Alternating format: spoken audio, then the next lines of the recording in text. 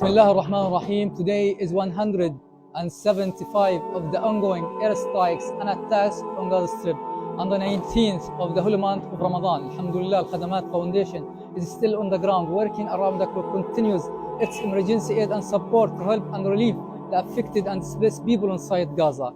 On this blessed day, with your generous and continuous support and donation, Al-Khadamat Foundation preparing thousands of iftar meals to be distributed inside shelters, tents and camps for the affected and displaced people who are living in extremely difficult humanitarian conditions inside Gaza, where 1.9 million Palestinians displaced from their destroyed homes, lacking access, lacking food, water and medications, and are in urgent need of our support and relief.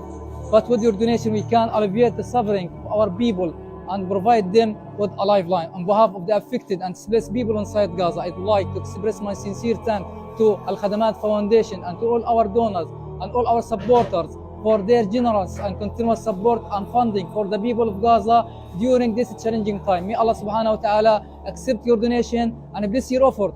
Jazakumullah khairan. Wassalamu alaikum wa rahmatullahi wa barakatuh.